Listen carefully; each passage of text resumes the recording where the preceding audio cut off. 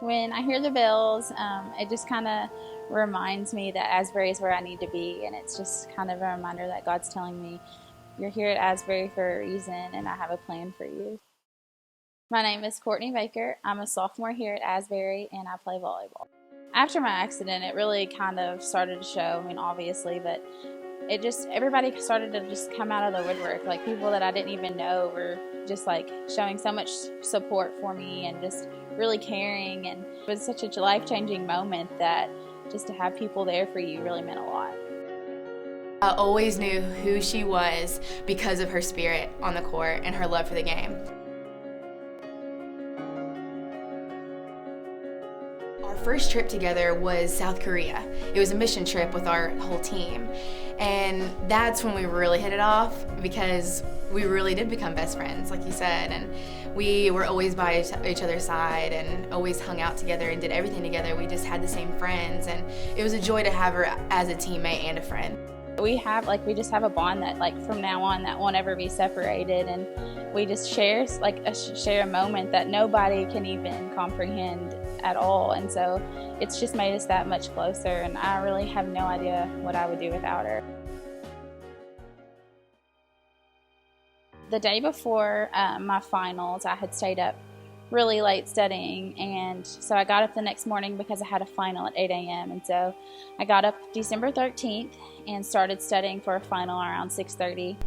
And we told each other, like, hey, we're just gonna wait on each other and get something for lunch, and you can follow me. After that, we kind of set off on our little adventure home, and she was in front of me and I was behind her. So she followed me the whole way. We took the shortcut, we got on the Bluegrass Parkway, and I remember looking at a sign on my right that said Elizabethtown, 22 miles away. Kind of just remember dozing off and then waking myself back up, and then I set my head back on my headrest, and then before I knew it, I was out, and I woke up at the sound of the side of the road, like thumping against my car, and I woke up and realized that I was in the middle of the in the middle of the grass, and I tried to hit the brake, and I couldn't ever really hit the brake, and so after that, it just kind of it went black.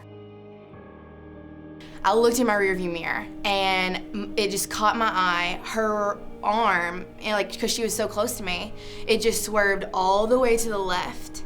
She reared all the way into the left-hand lane, then she went down into the grass median. She dipped and airborned onto the other side of the highway, and then spun, and then hit the guardrail on the other side, crossing traffic. The bottom of my car was completely ripped out, and the guardrail kind of came through the car and severed my leg. Then an elderly woman opened up both of her car doors, and I approached the vehicle on the passenger side door, and I only saw from here up, which was her waist up. And I remember her looking at me, "Sarah, I don't have a leg." I thought, this is where I'm gonna die. I'm gonna die right here. And I just remember asking Sarah that telling her that I don't want to die here. And so I asked her if she would pray with me. Courtney looked at me and said, "Sarah, I'm going to die. Can you pray for us?" And I was like, "Us? Why us?" And she's like, "Just us in the moment." And she said, "If I die, am I gonna go to heaven?"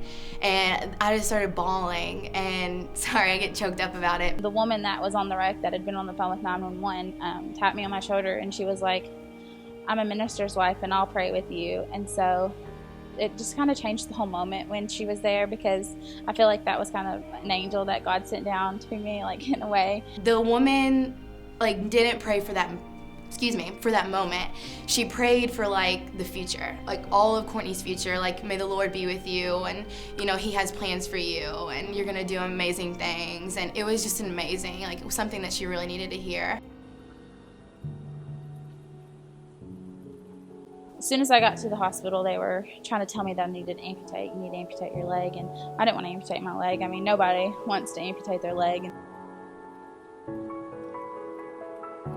At that time, I was so ready to be out of pain and so ready to just be out of the hospital and back to normal.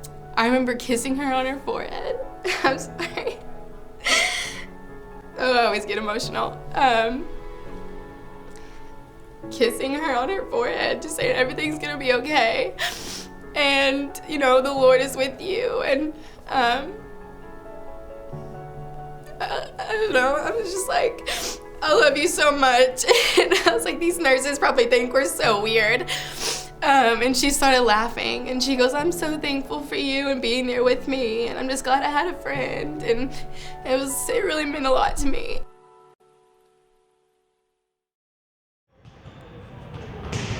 Me.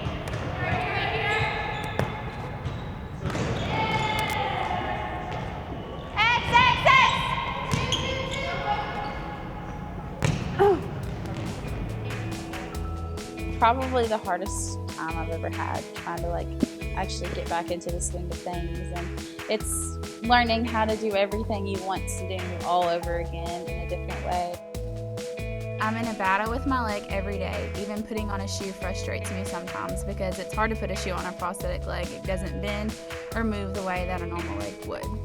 I remember one specific story. She fell. We were doing sprints up and down the court. And I remember healthy girls that complained about their ankle, complained about their feet or their knees, and having to sit out or do something else other than run.